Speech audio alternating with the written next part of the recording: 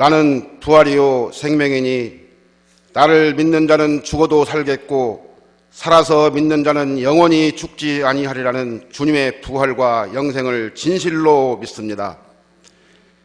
죽음을 이기시고 참 생명으로 부활하신 주님, 오늘 온 성도들이 부활의 주님을 찬양하며 기뻐하는 예배로 모였습니다.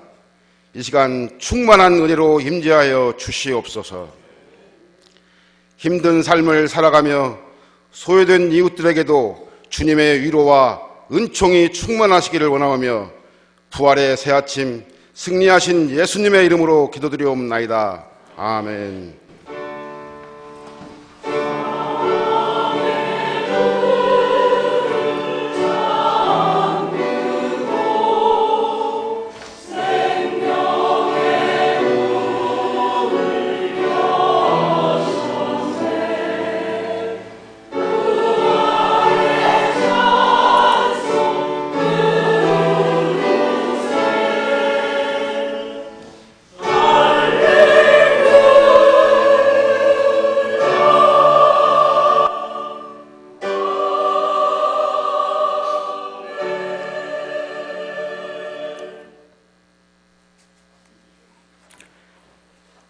내가 받은 것을 너희에게 전하였노니 이는 성경대로 그리스도께서 우리 죄를 위하여 죽으시고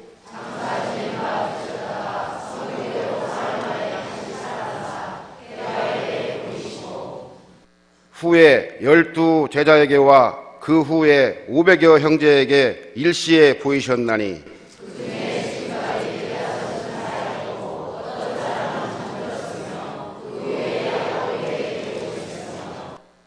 그 후에 모든 사도에게와 맨 나중에 만삭되지 못한 자 같은 내게도 보이셨느니라.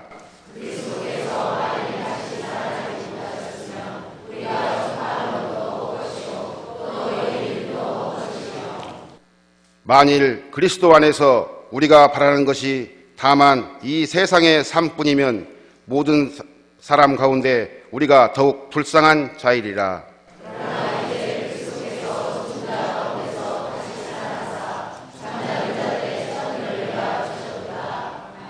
아멘.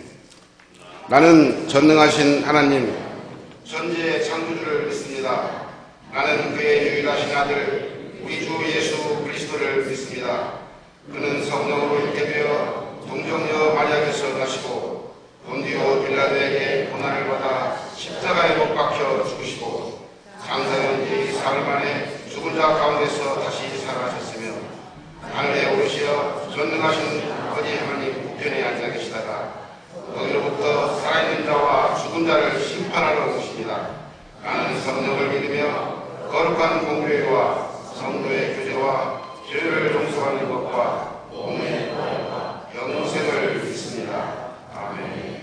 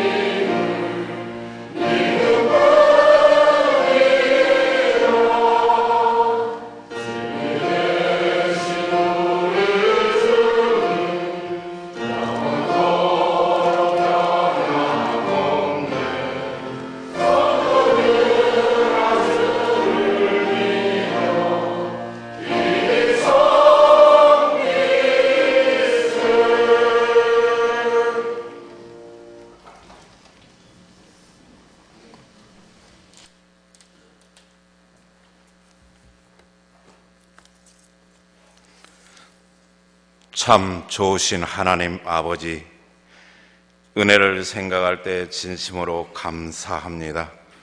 독생자 주 예수 그리스도를 이 땅에 보내주시고 험한 십자가를 지심으로 말미암아 죽을 수밖에 없던 저희들을 살려주심을 진심으로 감사를 드립니다. 참 좋으신 하나님 아버지, 이렇게 감사할 조건을 갖추어 있는데도 때로는 주님을 멀리하고 주님의 사랑을 잃어버리고 내 마음대로 행한 때가 얼마나 많이 있었습니까? 내 욕심, 어리석은 사유의 지식으로 지혜와 명예, 눈에 보이는 데만 잘만 보이면 된다는 것으로 생각하면서 불꽃 같은 눈으로 하나님께서 보시고 있다는 것을 두려워하지 않고 내 삶을 누리는 저희들의 죄를 용서하여 주시옵소서. 하나님 아버지께서 독생자 주 예수 그리스도를 험한 십자가를 지시고 갈보리 산을 향하여 걸어가실 때에 한 발 한 발 걸어갈 때마다 그 자국마다 뜨거운 눈물과 피로 흔적을 남기심을 알면서도 저희들은 내 능력으로 편안한 삶을 사는 것으로 착각 속에 빠져 주님의 가슴에 못을 박는 삶을 살았던 것을 다시 한번 회개하오니 저희들의 죄를 용서하여 주시옵소서. 참 좋으신 하나님 아버지, 주님의 찔림은 우리의 허물이요 주님의 상함은 우리의 죄악의 임함이요 그가 징계를 맞음으로 우리가 평화를 누리고 그가 채짓에 맞음으로 우리가 나음을 입었도다라고 신앙 고백하면서 험한 십자가만 바라보고 전진하는 주님의 자녀로서 거듭날 수 있도록 이 시간 하늘 문을 여시고 축복하여 주시옵소서. 사랑의 하나님, 근본 40일 특별 새벽 기도를 통하여서 아버지께 간절히 구한 것 생명책에 기록하고 계신 줄로 믿습니다. 믿음의 뿌리를 든든하게 세웁시다 라고 표어를 삼아 아버지께 간구한 것 응답하여 주실 줄로 믿사오니 우리들의 믿음이 자루나 우루나 흔들리지 않고 성령님께서 인도하여 주시옵소서. 사랑의 하나님, 오늘도 주님의 부활을 기념하며 산 제사를 드리게 된 것을 감사합니다. 이 시간 드리는 예배 주님께로부터 상달되게 하시옵고 주님의 종 신대우 목사님을 통하여서 말씀을 들을 때 은혜 충만히 받을 수 있도록 성령님의 역사하여 주시옵소서. 물이 변하여 포도주가 된 것처럼 우리의 심령이 새롭게 변화될 수 있도록 성령님의 역사하여 주시옵소서. 부활의 소망이 우리의 몸속에서 생수가 강같이 흐르듯 주님의 보혈이 흐르게 하옵소서. 그리하여 사탄이 우글거리는 이 시대에 넘어지지 않도록 주님의 권능의 발로 붙잡아 주시옵소서. 다윗과 같은 용맹스러운 믿음으로 승리의 삶을 누릴 수 있도록 성령의 불로서 역사하여 주시옵소서. 참 좋으신 하나님 아버지, 이 예배에 이 시간 이 예배를 방해하는 악하고 취약한 더러운 사탄은 낯설의 예수 이름으로 물려쳐 주시옵시고 하나님 아버지께서만 영광 받아 주시옵소서. 험한 십자가로 구원해 주신 우리 구주 예수 그리스도의 이름 받들어 간절히 기도드리옵나이다.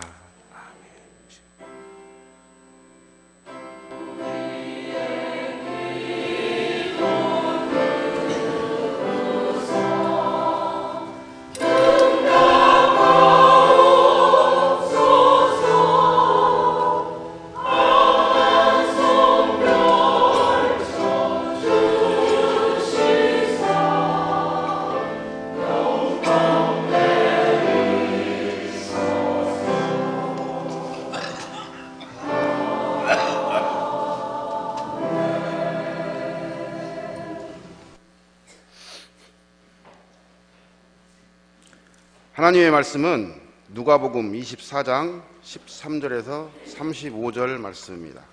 신약 140쪽입니다.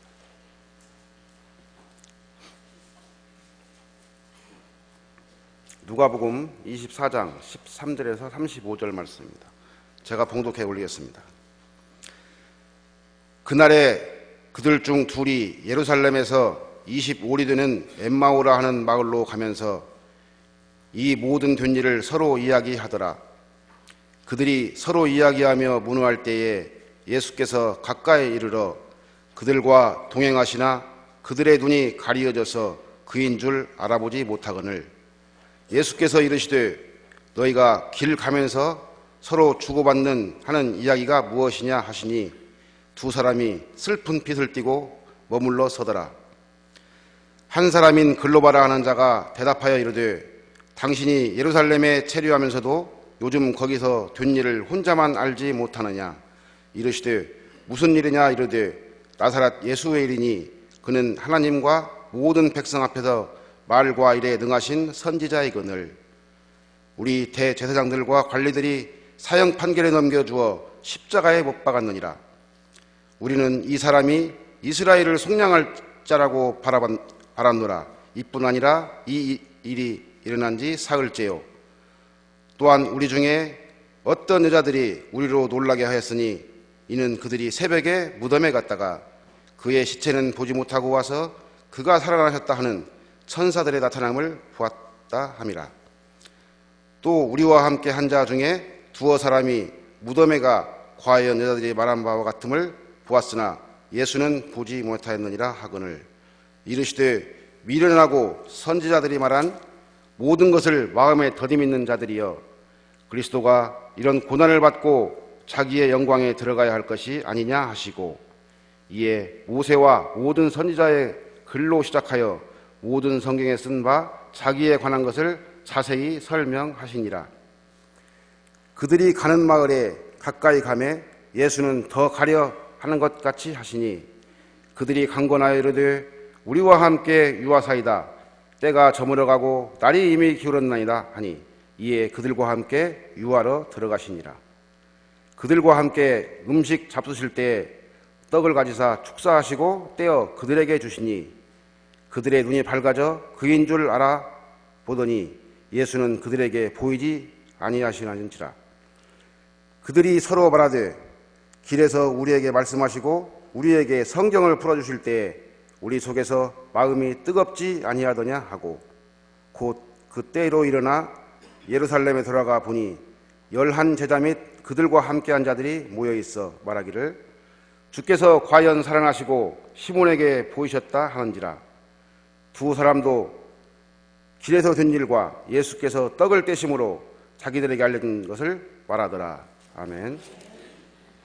이 시간은 예수의 부활은 우리에게 어떤 의미가 있는가를 주제로 말씀하시기 전에 할렐루야 사랑의 사랑하겠습니다.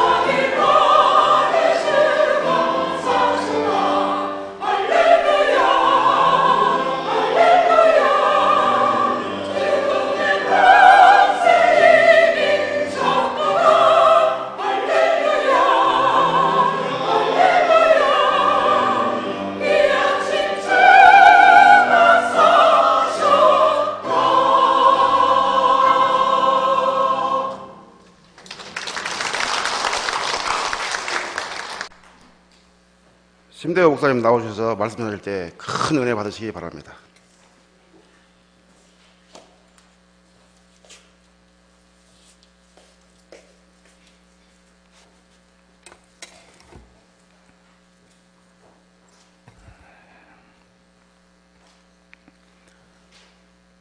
예수의 부활은 내게 어떠한 의미가 있는가? 첫째로, 부활은 우리들의 죽음에 대한 생명의 승리를 의미합니다. 두 번째로, 의심과 실망에 대한 믿음과 소망의 승리를 의미합니다. 세 번째로, 실패의 느낌에 대한 우리들의 사명감의 승리를 의미합니다. 우리가 믿는 기독교는 생명의 종교요, 삶의 종교요, 생활 건설의 종교요, 죽은 자를 살리는 종교입니다. 우리의 삶을 위하여 부단히 창조하고 재건하고 죄악으로 물든 인간을 속죄의 사랑으로 회복하고 삶이 죽음으로 끝나는 것이 아니라 죽음의 권세 안에 있는 삶을 부활로 정복하여 영원한 생명을 약속하는 종교가 바로 우리 기독교인 것입니다. 왜냐하면 우리가 믿는 하나님은 바로 그런 분이시기 때문입니다. 사람의 신앙은 그 생활에서 증거되는 것입니다. 나는 이렇게 믿는다, 고로 나는 이렇게 산다 하는 것이 참 신앙인의 모습입니다. 우리가 어떠한 신앙의 대상을 가지고 있는가에 따라서 우리의 성격과 생활 양식이 좌우되는데, 그것은 신앙인은 그 신앙하는 대상을 닮아가기 때문입니다. 우리는 전능하사 천지를 만드신 하나님을 믿습니다. 우리의 하나님은 천지의 창조주시요 만유의 주가 되십니다. 그는 무에서 유를, 그리고 그 유를 더욱 풍부하고 아름답고 완전한 유로 만들어 온 땅에 충만하도록 하시는 분입니다. 그러므로 그런 창조주 신앙을 가진 우리 신자들은 자신이 또한 창조적인 의욕에 불타는 것입니다. 없는 생활에 체념하는 것이 아니라 있는 생활을 건설하려 하는 것이며, 억압과 부자유의 생활에 굴종하는 것이 아니라 자유와 정의를 견지하여 삶의 존엄성을 높이려 하는 것입니다. 창세기 1장 28절에 보면 땅을 정복하라, 바다의 고기와 공중의 새와 땅에 움직이는 모든 생물을 다스리라고 하셨는데, 이것은 모든 자연을 인간 생활의 창조 활동의 소재로 이용할 수 있다고 하는 정신적 권위를 우리 인간에게 부여한 것입니다. 그러나 인간이 자연을 정복하면서도 인간 자신의 인간성을 파괴시키는 범죄성은 정복하지 못한 것이 사실이며, 인간의 최후의 원수인 죽음을 처리하지 못한 것도 사실입니다. 인간을 포함한 모든 생물은 나고 자라서 결국은 죽습니다. 생산과 번식에 의하여 종족은 존속할지라도 결국 모든 인간은 죽음으로 끝납니다. 살다가 죽는다고 하는 것은 삶이 죽음에 삼킨 바 된다는 것을 의미합니다. 그런데 다른 생물들의 죽음은 단순한 육체의 죽음으로만 생각할 수 있을지 모르나 인간의 죽음만은 단순한 육체의 문제보다도 정신적, 도덕적, 인격적인 문제가 중심 과제로 되어 있기 때문에 결코 간단하게 육신의 죽음으로만 해석할 수 없습니다. 공자의 살신행위란 말이나 우리가 흔히 쓰는 죽어도 그런 짓은 못한다고 하는 말 등등은 결국 인간의 죽음은 육체 이상의 다른 차원, 즉 정신적, 도덕적, 인격적 관계에서 설명되어야 한다는 것을 시사하고 있는 것입니다. 사도 바울이 죽음과 죄를 연결시켜 죽음은 죄의 값이라고 한 것도 인간의 죽음을 더 높은 정신적, 인격적 차원에서 이해하려는 것입니다. 몸을 죽여 인을 행한다, 친구를 위하여 목숨을 버린다 등등은 인간에게 있어서 숭고한 도덕적, 정신적 성실성이 육체적 죽음 이상으로 평가되어야 한다는 것을 말할 뿐 아니라 때로는 그 육체적 죽음이 그의 정신성을 구현하는 최선의 봉사자로 된다는 것을 말해 주는 것입니다. 예수 그리스도는 하나님의 아들로서 인간 세계 속에 오셨습니다. 그분은 인간들이 스스로 정복할 가망이 없는 개인악과 사회악, 그 거대한 시명 같은 죄악과 그 죄악의 열머리로서의 인간 사망을 그 근원에서 제거하려고 하셨습니다. 그는 죄도 흠도 없는 인격으로서 모든 인간의 더러움과 부끄러움과 악독과 패역과 모든 죄악들을 대신 짊어지시고 그의 몸으로 속죄 제물을 삼아 십자가에 못 박혀 죽는 것을 스스로 택하셨습니다. 만민의 죄를 짊어진 죄인으로서 죽음의 짐에 눌려 하나님에게까지 버림받는 절대 고독까지도 견디셨습니다. 그리고 튀길 만한 증오도 원망도 복수심도 후회도 없이 자기를 죽이는 살인자들에게 대한 하나님의 용서를 빌며 사랑의 화신으로 마지막 숨을 거두셨습니다. 이것은 만민 대속의 대역사가 죽음으로 표현된 대사건이었습니다. 이 대속의 죽음이 하나님의 아멘으로 나타난 것이 바로 예수 그리스도의 부활입니다.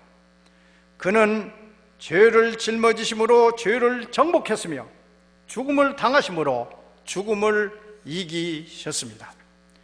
그의 삶은 죽음에 해당하는 성질의 것이 아니었습니다. 그럴 수가 없는, 절대로 그렇게 돼서는 안 될 죽음이었습니다. 그의 생명이 죽음에서 종지부가 찍혔다면 우주에는 하나님의 말씀도 없고 혼돈과 무역만 남아있게 되었을 것입니다. 그러므로 사도 바울은 만일 그리스도가 다시 살아나지 않았다면 여러분의 믿음도 헛될 것이고 우리의 선교도 온통 헛으로 되고 말 것이라고 말씀했습니다. 그분이 부활하시지 않았다면 그의 십자가의 속죄도 그 효능을 선포하지 못했을 것입니다. 그리스도가 다시 사신 것이 없으면 우리는 여전히 죄 가운데 머물러 있을 수밖에 없습니다. 그러나 예수 그리스도의 부활은 믿는 자에게 보여진 의심할 수 없는 사실이었습니다. 바울은 말하기를 그리스도께서 우리 죄를 위하여 죽으시고 사흘 만이 다시 살아나사 게바에게 보이시고 후에 12 제자에게와 500 형제에게 일시에 보이셨는데 그 중에 지금까지 생존한 자가 태반이고 그 뒤에 야고보에게 모든 사도에게 맨 나중에는 만속되지 못하고 난 자 같은 나에게도 보이셨다고 했습니다. 베드로는 내가 보고 들은 것을 말하지 아니할 수 없다고 하면서 목숨 걸고 부활을 증거하기 시작했습니다. 사도들의 선교의 주제는 바로 부활이었습니다. 우리는 사도들의 진실을 의심할 수가 없습니다. 왜냐하면 자기들의 환각이나 환상에 충실하기 위해서 목숨을 걸고 모험하는 사람은 없기 때문입니다. 그들은 그리스도의 부활과 동시에 우리들 신자의 부활도 선포했습니다. 그 유일한 근거는 예수 그리스도의 부활입니다. 그리스도는 처음 읽은 열매라고 했습니다. 그리스도 안에서 죄의 용서를 받은 인간은 그리스도 안에서 부활의 생명에도 동참하게 된다고 합니다. 그를 믿는 자들은 현 시점에서 이미 죽어서 그리스도와 함께 다시 살아난 사람들과 같이 될 수 있다고 했습니다. 이제는 죽음이 삶의 주인이 아닙니다. 그것은 삶의 권세에 정복되었습니다. 종말에는 영원한 생명체로서의 영의 몸, 영광의 몸, 부활의 몸을 입게 됩니다. 하늘과 땅의 모든 권세를 가지신 부활하신 예수 그리스도께서 삶과 죽음의 주가 되셨습니다. 그리스도를 믿는 자들은 영혼의 죽음에서 영혼의 삶으로 옮긴 바 되었습니다. 이제 인생은 삶의 길, 생명의 길을 걷게 되었고 죽음의 권세가 아닌 영원한 생명의 약속 아래 있게 된 것입니다. 죽어도 살고 살아서 믿는 자는 영원히 죽지 않는다고 예수님은 말씀하셨습니다. 그러므로 예수님의 부활을 믿는 신앙의 뿌리박인 생활은 낙담과 패배에 묻혀 있을 수 없습니다. 무덤을 박차고 부활하신 그리스도를 할렐루야로 맞는 소망의 생활일 수밖에 없습니다. 우리들은 걸핏하면 죽겠다, 못 살겠다, 조금 화가 나면 죽여버린다, 죽고 싶으냐 등등의 말을 예사롭게 구사하면서 생활합니다. 이러한 말들은 우리들이 아직까지도 죽음의 그늘 아래 있다는 것을 암시하고 있습니다. 그런 거로 우리는 믿는 성도로서 그러한 말들은 사용하지 않는 것이 좋습니다. 부활절은 온 인류와 그리스도 교회의 승전 기념일입니다. 예수 그리스도께서 죽음과 무덤을 이기고 일어나신 날입니다. 이날부터 새 빛이 우리 인간들의 얼굴에 비추이기 시작했기 때문입니다.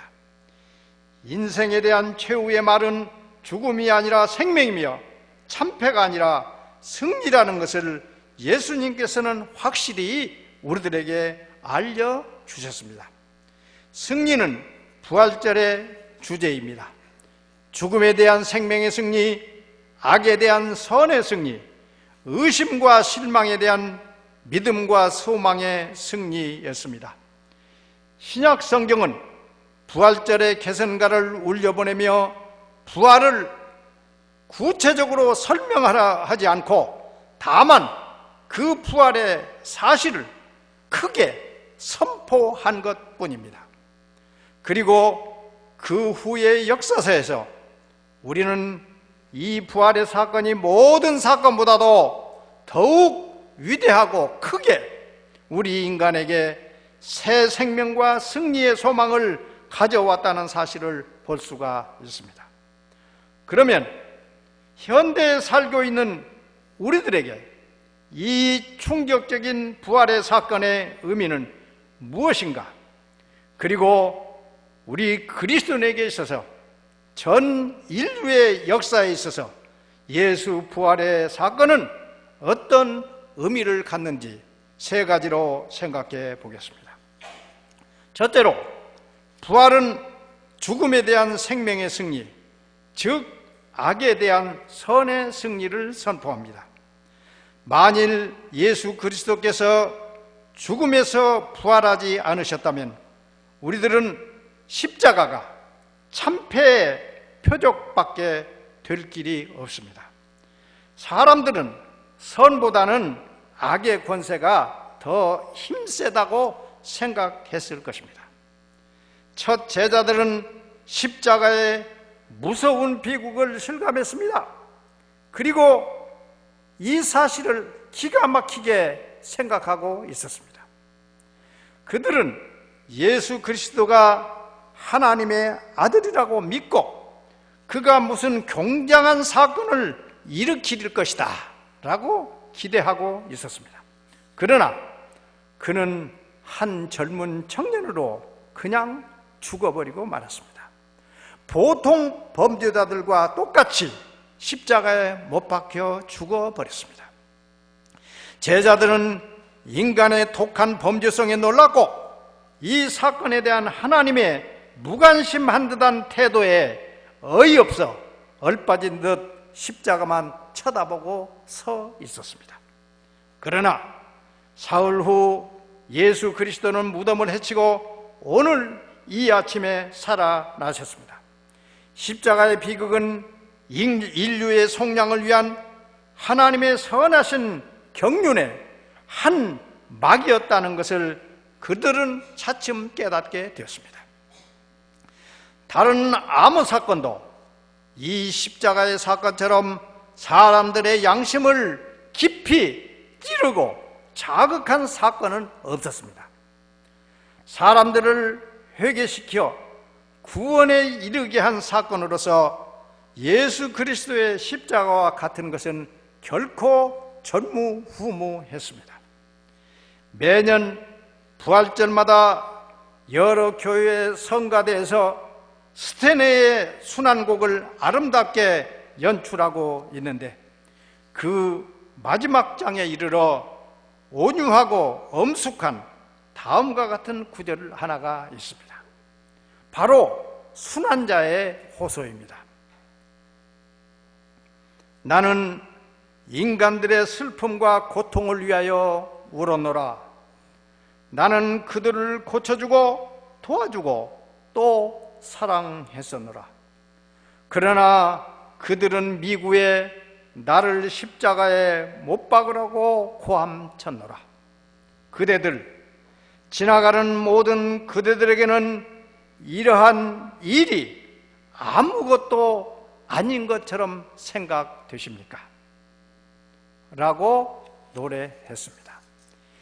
이 순환자의 호소는 오랜 세월을 계속하고 있으며 이것이 하나님께서 악을 이기는 최소의 방법인 것을 알 수가 있습니다. 악한 사람들은 선한 사람들을 죽이거나 처리해버리고는 자기가 승리한 줄로 생각합니다. 그러나 선한 사람의 뒤에는 영원한 생명이신 하나님이 서 계십니다. 악의 세력이 아무리 반역한다 할지라도 하나님은 여전히 살아계시고 우리 인류와 우리의 역사를 통치하십니다. 부활절은 언제나 선이 악보다 강하다는 것을 우리에게 가르쳐 줄 뿐 아니라 하나님이 죽음보다 강하시다는 사실을 기억하게 합니다. 그리스도는 살아계십니다.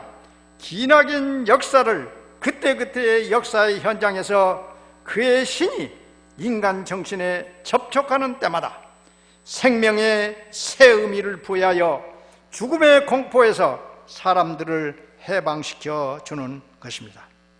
인간의 생명은 영원한 의미를 가지고 있으며 모든 사람은 다 같이 영원한 생명을 희구하고 있는 바, 이것은 예수 그리스도께서 죽음에서 부활하여 하나님과 더불어 영원히 사시고 계시기 때문에 우리에게 현실적으로 가능하게 된 것입니다.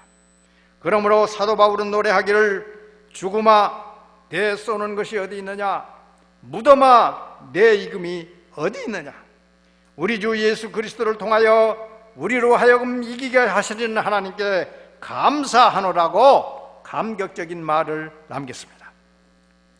둘째로, 부활은 의심과 실망에 대한 믿음과 소망의 승리를 의미합니다. 그리스도가 십자가에 죽으신 사건 때문에 그의 제자들은 의심과 실망의 구름으로 덮어져 있었습니다. 베드로는 주님을 모르신다고 거대한 사건 때문에, 그 가책 때문에 양심의 상처를 입고 실망 중에서 자기의 옛 업으로 돌아갈 수밖에 더 생각할 용기가 없었습니다. 엠마오로 가는 두 제자는 깊은 생각에 잠겨 실망의 무거운 발걸음을 옮길 수밖에 없었습니다. 우리는 그가 이스라엘을 구원할 뿐인 줄 알았더니 하며 그들은 한탄했습니다. 도마는 자기의 눈으로 보고 자기의 손으로 만지기 전에는 믿을 수 없다고 주장했습니다. 부활하신 예수 그리스도는 이러한 제자들을 찾아오셨습니다. 그는 베드로에게 제2의 기회를 주시며 한 번 실수로 인생을 파괴할 필요는 없다는 것을 보여주셨습니다. 그리하여 베드로는 그의 실망에서 회복하여 우리 교회의 기둥이 되었던 것입니다.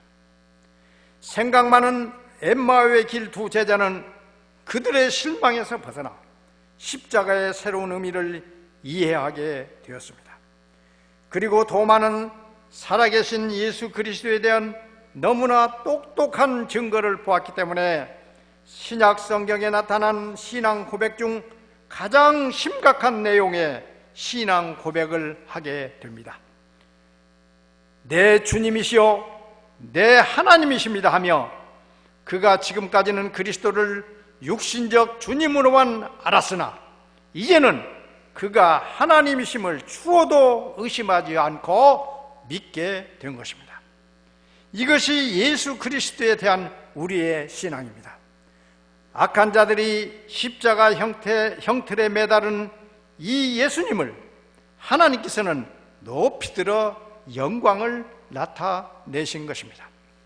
우리의 생명이 하나님과 연결되었다는 믿음, 예수 그리스도는 하나님 아버지 안에서 우리를 대표하는 사람이라는 믿음, 이런 믿음은 우리로 하여금 의심과 신망을 정복하고 우리들을 격려하여 끝까지 참고 견디게 합니다. 그리고 이 세상 끝날에 하늘문에서 우리를 영접해 주실 분은 우리와 똑같은 예수 그리스도이심을 우리는 믿게 됩니다. 브라우닝의 사울이라는 시에서 노래한 것처럼 오 사울이여 그대를 영접하는 얼굴은 나의 얼굴과 같으리라. 그대가 사랑하고 영원히 그대를 사랑할 그이는 나와 같은 사람이리라. 내 손과 같은 손이 그대에게 새 생명의 문을 열어주리라. 보라 그리스도 예수 인간으로 서 계시다.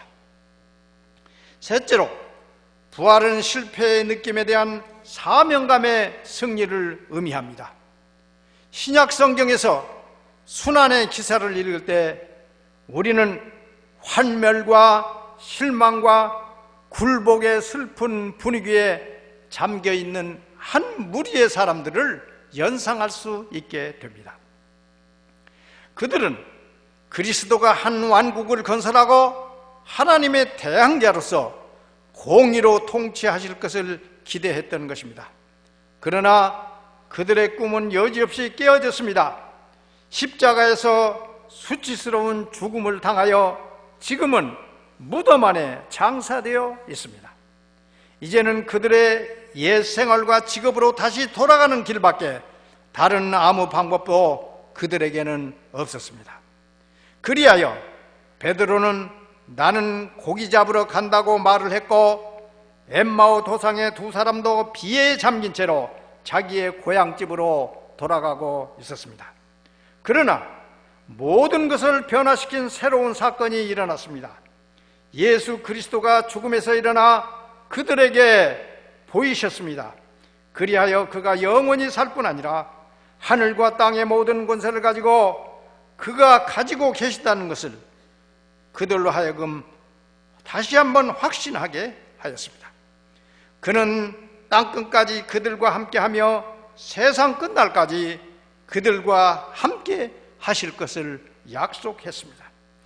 이곳저곳으로 흩어졌던 무리들이 다시 예루살렘으로 모였습니다. 그들은 교회를 세우며 역사를 변혁하는 새로운 운동을 전개하게 된 것입니다. 기쁨과 신념이 슬픔과 의심을 대신했습니다.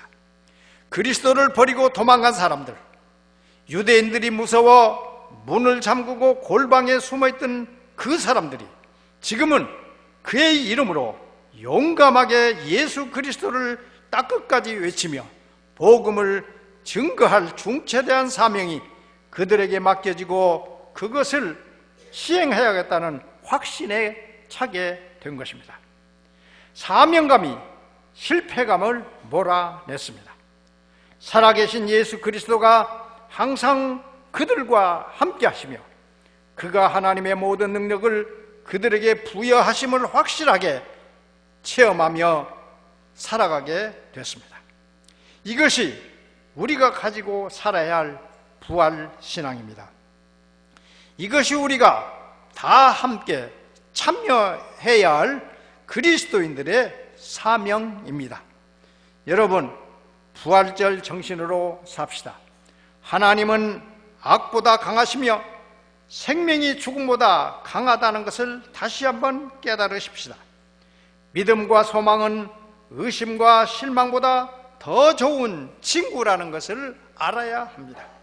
그리고 소명감이 실패감을 대신할 수 있어야 하겠습니다. 그리고 무엇보다도 우리는 죽음과 무덤을 이기고 모든 원수를 발승상 될 때까지 반드시 왕노로 다실 승리자에게 속해 있다고 하는 사실을 밝히 기억해야 하겠습니다. 우리는 지는 편에 속하지 않고 이기는 편에 속해 있습니다. 우리는 마귀나 악에 속해 있지 않고 하나님에게 속해 있고 하나님의 자녀요 하나님의 것입니다.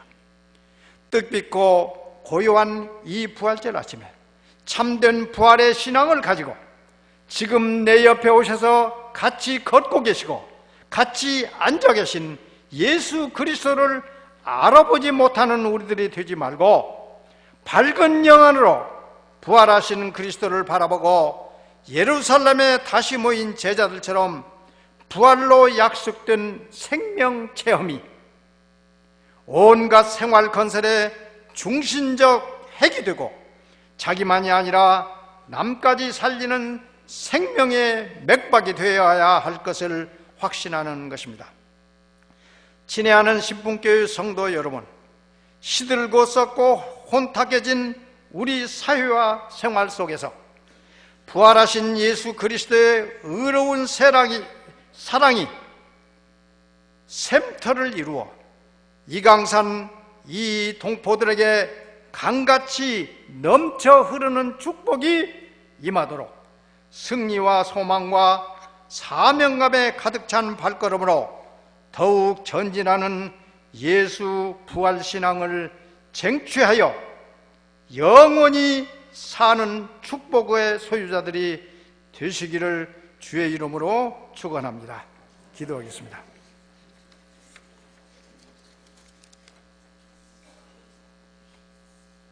주님, 죽음의 한계를 벗어나지 못하는 저희들에게 부활로 영원히 사는 삶을 획득하게 하신 아버지 하나님께 감사와 영광을 돌립니다.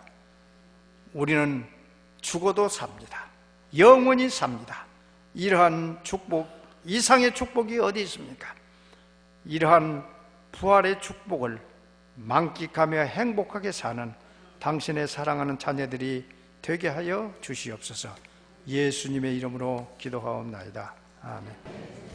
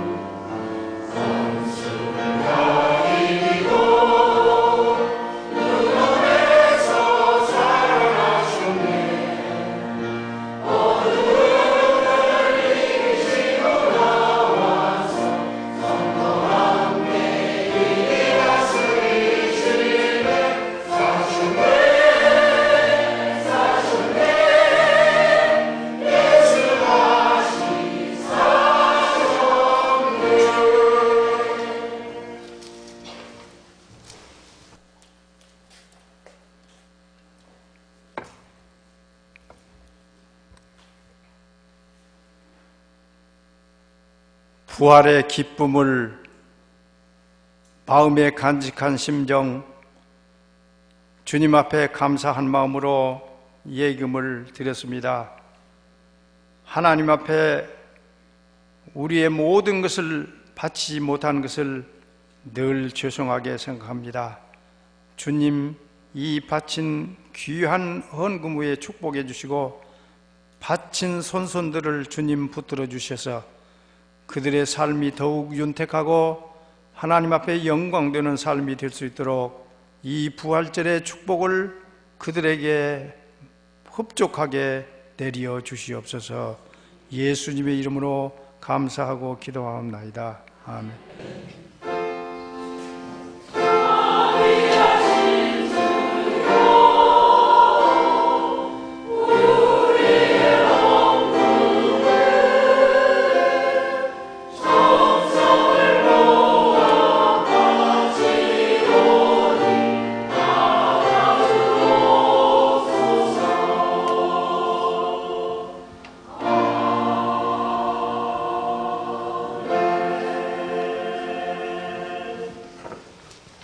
교회 소식 전해드리겠습니다. 금주의 생명 양식은 잠언서 11장에서 17장까지입니다. 하루에 한 장씩 읽고 풀어서 제출하여 주시기를 바랍니다. 두 번째로입니다. 죽음을 이기시고 부활하신 주님의 은혜와 축복이 성도님들 위해 함께 하시기를 기원합니다. 세 번째입니다. 40일 특별 새벽기도회가 은혜 가운데 마쳤습니다. 계속 새벽을 깨우는 성도님들이 되시기를 바랍니다. 차량 운행으로 또한 찬양 인도자로 섬기신 분들께 진심으로 감사를 드립니다. 오늘 오후 예배는 교육부서와 여호와일의 봄 찬양단들이 준비한 죽음을 당하신 어린 양이라는 뮤지컬로 공연이 있습니다. 많이 참석하셔서 함께 은혜를 나누시면 감사하겠습니다. 네 번째입니다. 오늘 오후 예배는 다섯 번째입니다. 오늘 말씀을 전해주신 신대호 목사님께 진심으로 감사를 드립니다. 많은 은혜 받으신 줄로 믿습니다. 또 목사님, 우리 담임 목사님은 교육부서에서 말씀을 전하셨습니다. 여섯 번째입니다. 전교인 벚꽃놀이가 4월 9일 화요일에 갑니다. 각 신도부 회장님들께 오늘까지 신청을 바랍니다. 참가비는 만 원이 되겠습니다. 일곱 번째입니다. 정기 당회회가 오늘 오후 1시 20분에 당회실에서 있습니다. 3년 신도 언례회가 오늘 오후 1시 30분에 제자 훈련반실에서 있습니다. 1년 신도 헌신 예배가 다음 주 오후 예배에 드리게 됩니다. 기도로 준비해 주시기를 바랍니다. 여덟 번째입니다. 결혼 소식입니다. 박양순 권사님 장남 한상준 군이 4월 6일 오후 1시 30분에 성남 W 힐스 캠베센에서 열리게 됩니다. 많이 참석하셔서 축복해 주시기를 바랍니다. 김제구 예술회관에서 오전 9시에 출발한다고 합니다. 아홉 번째입니다. 전주 신안교회 장로 임직식이 오늘 3월 31일 오늘 오후 3시에 있습니다. 축하해 주시기를 바랍니다. 이상입니다.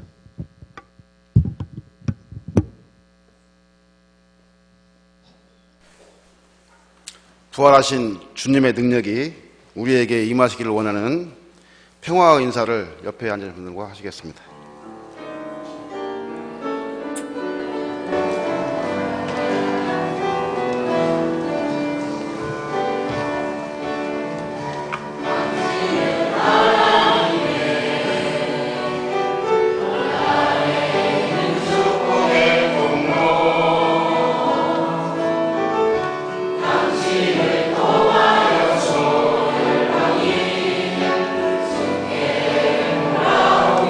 내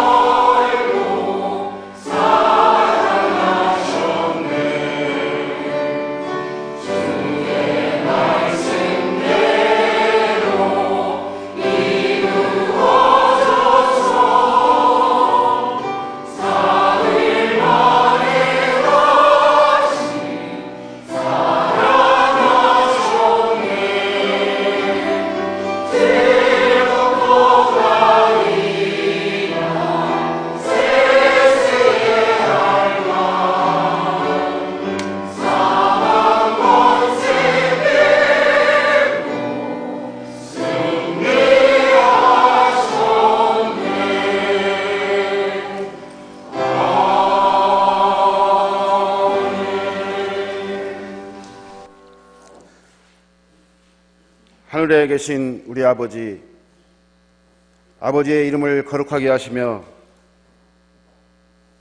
아버지의 나라가 오게 하시며 아버지의 뜻이 하늘에서와 같이 땅에서도 이루어지게 하소서. 오늘 우리에게 일용할 양식을 주시고 우리가 우리에게 잘못한 사람을 용서해 준 것 같이 우리의 죄를 용서해 주시고 우리를 시험에 빠지지 않게 하시고 악에서 구하소서. 나라와 권능과 영광이 영원히 아버지의 것입니다. 아멘.